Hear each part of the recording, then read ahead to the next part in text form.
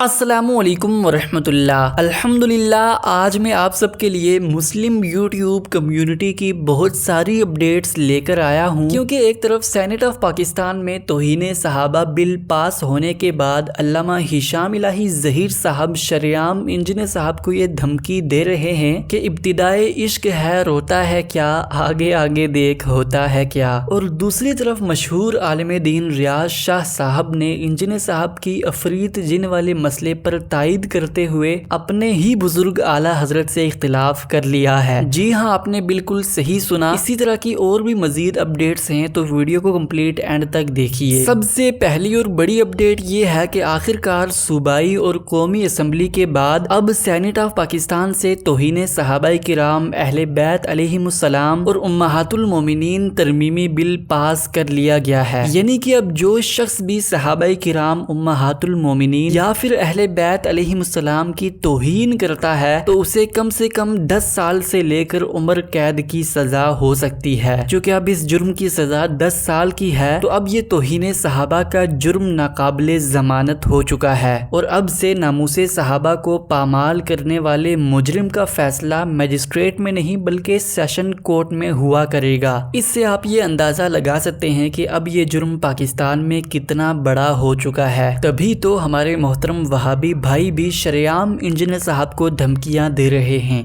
آج قانون بن گیا ہے، انشاءاللہ اس قانون کا جو پہلا شکار ہوگا مرزا جہلمی، یہ بات سن لے، یا تو آج کے بعد اس ملک میں گرفتار ہوگا یا ملک سے فرار ہوگا، تیرے خلاف مقدمات کو درج کیا جائے گا۔ ہمارے سے انتظامیہ نے وعدہ کر لیا، ایس پی نے وعدہ کر لیا، پرچہ درج ہو جائے گا، لیکن اب صرف پرچہ درج نہیں ہونا چاہیے، مزید مقدمات درج نہیں ہونے چاہیے، بلکہ ان مقدمات میں اس کو گرفتار بھی کرنا چاہیے۔ اس بل کے پاس ہونے کے بعد اہل سنت کے علماء کرام بڑی خوشی منا رہے ہیں، چاہے وہ بریلویوں کے ڈاکٹر جلالی صاحب ہوں، مفتی حنیف قریشی صاحب ہوں، یا پھر دیوبندی اہل حدیث علماء کرام ہوں۔ لیکن دوسری طرف اہل تشیع علماء کرام اس کی مخالفت کر رہے ہیں۔ ان کا یہ کہنا ہے کہ اب اس بل کا توہین رسالت، توہین مذہب کی طرح غلط استعمال کیا جائے گا، کیونکہ اس بل میں کہیں بھی توہین کی ڈیفینیشن کو ڈیفائن نہیں کیا گیا۔ خیر، اس پر تو سوشل میڈیا پر، مین میڈیا پر ڈیبیٹس ابھی بھی چل رہی ہیں، لیکن مفتی فضل حمدل صاحب جو کہ ایک سنی اسکالر ہیں، انہوں نے اہل تشیع کے اس مقدمے کی حمایت کی ہے۔ دوسری اپڈیٹ یہ ہے کہ ریسنٹلی ریاض شاہ صاحب نے انجینئر صاحب کی عفریت جن والے مسئلے پر تائید کر کے اسے بیان کیا۔ اس کے ساتھ ساتھ دو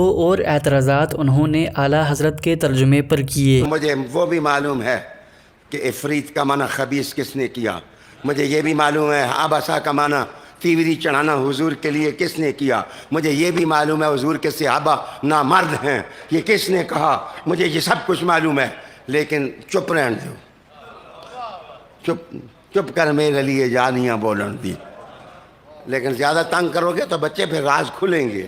ریاض شاہ صاحب کی یہ ویڈیو آنی ہی تھی کہ اس کے بعد ڈاکٹر جلالی صاحب نے ان کے خلاف بیان دیا۔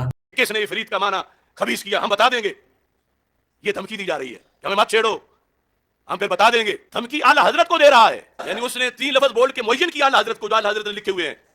تو میں لائیو کہہ رہا ہوں کہ تجھ میں تو اتنی طاقت بھی نہیں کہ تو اعلیٰ حضرت کا نام لے کے یہ تنقید کرتا، لیکن تم چھپ نہیں سکے، اور ہم جو کئی سالوں سے تمہارے اندر بغض اعلیٰ حضرت دیکھ رہے تھے، بالآخر آج وہ بغض عیاں ہو گیا، اور میں اعلیٰ حضرت کی فکر کا چھوٹا سا سپاہی ہوں۔ تو بول کیا بولتا ہے، میں امام احمد رضا کا دفاع کر کے تجھے دکھاؤں گا۔ آپ سب کو میں یہاں پر ساتھ میں یہ بھی بتاتا چلوں کہ ریاض شاہ صاحب کے ان تینوں اعتراضات میں سے صرف پہلے اعتراض کو انجینئر صاحب گستاخی تصور کرتے ہیں، باقی 2 باتوں کو انجینئر صاحب بالکل بھی گستاخی تصور نہیں کرتے۔ تیسری اپڈیٹ یہ ہے کہ پچھلے کئی دنوں سے سوشل میڈیا پہ ساحل ادیم صاحب کی ایک ویڈیو بہت ہی وائرل ہو رہی ہے، جس میں وہ انجینئر صاحب کے حوالے سے گفتگو کر رہے ہیں۔ جس کو دیکھو بریلویوں کو، بریلویت کو توڑنے کے 100 آرگیومنٹس۔ دیوبندی کیوں غلط ہیں، اشرف علی نے رسول اللہ کیوں بولا، اشرفی نے، چشتی نے کیوں رسول اللہ بولا، سارے کے سارے پی ایچ ڈی کریں بیٹھ کے۔ آپ میں ان میں سے کوئی بھی چیز جائے آپ انفیریئر ہی رہیں گے، آپ انفیریئر ہی مریں گے۔ وہ بس صحیح تھا غلط تھا، اس سے کوئی فرق نہیں پڑتا۔ 2 بونوں کی لڑائی ہو، جیتنے والا بڑا نہیں ہو جاتا، بونا ہی رہتا، کیونکہ وہ سوچ ہی چھوٹی سی بات پہ لڑے، چھوٹی سی بات کو پتنگڑ بنایا ہوا ہے۔ یہ نہیں کہ سر میں نے محمد علی مرزا صاحب کی ویڈیو بہت دیکھ لیا، یا کسی مفتی صاحب کی آپس میں لڑائیاں دیکھتا رہتا سو جاتا ہوں، اور تسلی سے آج اللہ کا نام سنتا رہا ہوں۔ This is a problem۔ اللہ سب کی عمریں دراز کرے جو اللہ کے نام لینے کے لیے مائک پہ ہیں، اسپیشلی مرزا صاحب بھی۔ میں کسی کے خلاف یا حق میں نہیں، اس لیے میں اس لڑائی کے حق میں ہی نہیں ہوں۔ اسی ویڈیو میں انہوں نے جاوید احمد غامدی صاحب کے حوالے سے بھی گفتگو کی۔ انفیریورٹی کمپلیکس پیدائشی گفٹ ملا ہوا ہے ہمارے انفیریورٹی کمپلیکس پاکستان کے اندر، اس کے ریئیکشن میں کیا ہو رہا ہے؟ ریئیکشن میں لوگ لبرلزم کی طرف موو کر رہے ہیں۔ اسلام سے دور بھاگنے کی اتنی سپیڈ کسی نے نہیں پکڑنی جتنی ایک پاکستانی گھر کے اندر، ظاہر ہے اسے نیچرل نارمل ریئیکشن۔ آپ کیا سمجھ رہے ہیں غامدی صاحب کے فالوور اتنی کثیر تعداد میں کیوں ہوتے ہیں؟ ریئیکشنری سائیکالوجی میں ہوتے ہیں۔